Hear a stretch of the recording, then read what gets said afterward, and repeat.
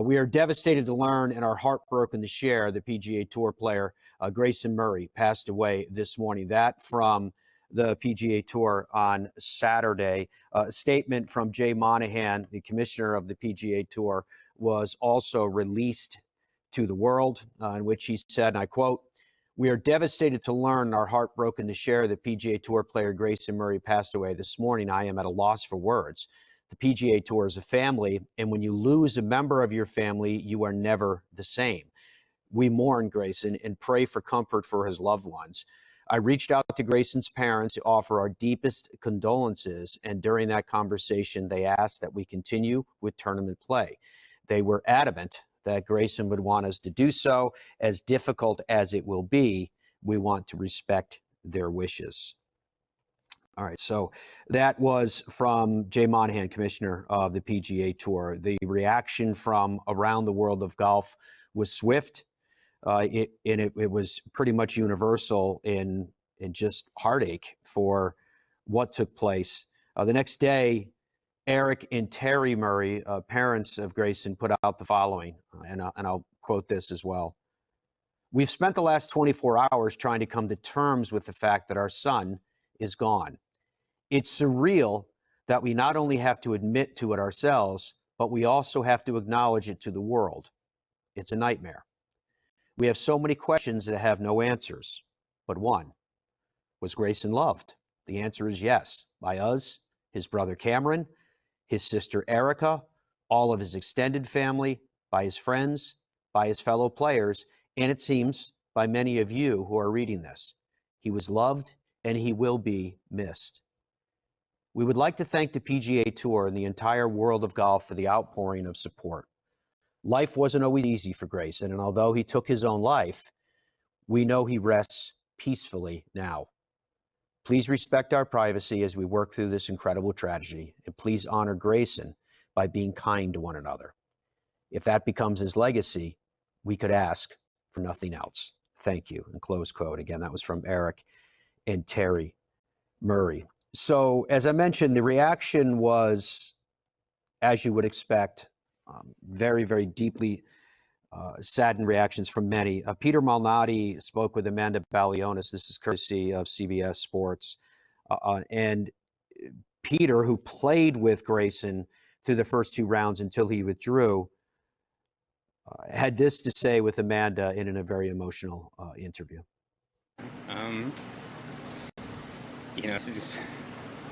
This is gonna be really hard. I didn't even know Grayson all that well, but I spent the last 2 days with him, and it's so funny. We get so worked up out here about, bad break here or good break there. And look.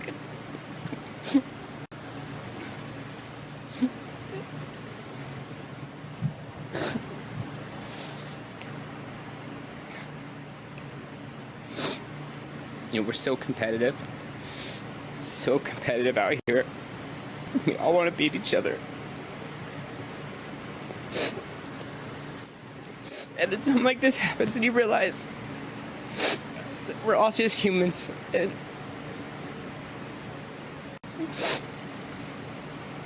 it's a really hard day, because you look at Grayson and you see in him like someone who is, visibly outwardly struggled in the past, and he's been open about it. And then you see him kind of get his life back to a place where he's feeling good about things. It's just so sad. I mean, I was with him yesterday, and he was playing great. Like, his game is so good. He's so good at golf. Maybe if I tell a story about him, that'll help me get some composure. I think this is a really telling story. So he played, he'll be the first to admit that college wasn't real good for him. It didn't work out great. But he spent one semester at Wake Forest, and he played for Jerry Haas there. And Jerry Haas coached, he coached Bill, coached Webb Simpson, he coached Al Torres, among many others. And I got to talk to Jerry a handful of years ago. I was out their practice facility the week of the Wyndham Championship at Wake Forest, and I was talking to Jerry, and he told me, he said I I had Bill come through here, I had Webb, you know, I had a lot of heroes, but the most talented player to ever set foot on this campus I only got to keep for one semester, and it was Grayson Murray. And so he said that, and, you know, Grayson, like, he put that talent on display this year, and it was really, really fun to see. And then, yeah, just to know that he's not going to be doing that anymore is, I think it's a huge loss for, you know, for all of us on the PGA Tour. It's a huge loss for our fans. It's a huge loss for, in a time like this, you realize that as much as we want to beat each other, as much as we want to be competitive, we really are. We're one big family, and we lost one today, and that's terrible. That's courtesy of CBS, Peter Malnati. Now, we'll tell you, when Peter was on with us recently, after the show concluded, Peter stayed connected. He's been a longtime friend of ours, and he spoke for at least 30 minutes, just friends talking away. And we were talking about, you know, we'll definitely, Peter, plan a time to have you come back on again. And Peter said it, and that's why I'm not revealing here respectfully confidences, because this is what he said he wanted to do publicly, which is why I'm mentioning it to you guys now. He said that when he came back on with us again, he wanted to talk about mental health, believe it or not, the same man that you just saw talking about Grayson Murray. And he wanted to do it because he felt like maybe discussing it from his position and from his family's position, that it might impact people to know that professional athletes, tour stars, winners on tour, that they go through the flow and ebb, the currents of life as well. And I thought that was incredible, and it is something that we will do heading down the road with Peter Malnati, and I thought you guys would like to know that in wake of what you just saw. I did see, and I'll credit this to PGAtour.com, when you read the different articles and do the research, they have the links in there for the National Suicide and Crisis Hotline in the USA, which is 988, or the website 988lifeline.org if you are in any way struggling. Harry Higgs on the Korn Ferry Tour, believe it or not, won for another week, second consecutive victory for Harry Higgs. And when he got done, this is what Harry had to say for his message to the world. I just have a message, so forgive me if things get a little deep.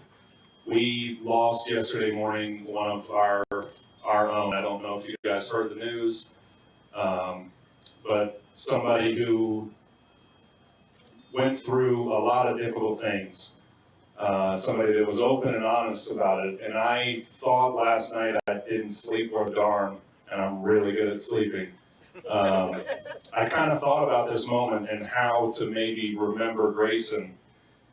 And it just kind of dawned on me that I would just, everybody that's here, one, thank you so much for receiving me and congratulating me and cheering me on throughout. But this golf stuff and the result, it's lovely, sure, but it's just not, it's not that meaningful. One thing that I kind of thought of last night, especially laying in bed, is I would challenge everybody here, and I'm going to do this myself as well, each day, say something nice to someone you love. And also, make it a point to say something nice to somebody you do not even know. The world is a very difficult place. Thank you. The world is difficult and only getting more difficult. I've been blessed with great parents and a great support system, and I haven't had, other than some frustration at times, any battles mentally. But Lord knows how many people do, and it's only ever increasing. So if we can, everybody here could be a difference, the difference, brighten up somebody's day. It could mean the world. And then the challenge, I'll start. I'm sure I'll say some great things to people that I love, hopefully here very soon. But the second part of the challenge, say something nice to people that I do not know. I'd like to address each and every one of you guys that are here. Thank you from the bottom of my heart. Knoxville, you guys were warm and gracious hosts. This will mean the world to me as I think back on it, but I will just remember the great people that I've met here in Knoxville. So again, from the bottom of my heart, thank you. Let's all try to put some good out in the world. Thanks again. Again, the National Suicide and Crisis Lifeline in the USA, 988 or 988lifeline.org. Grayson Murray was 30 years old.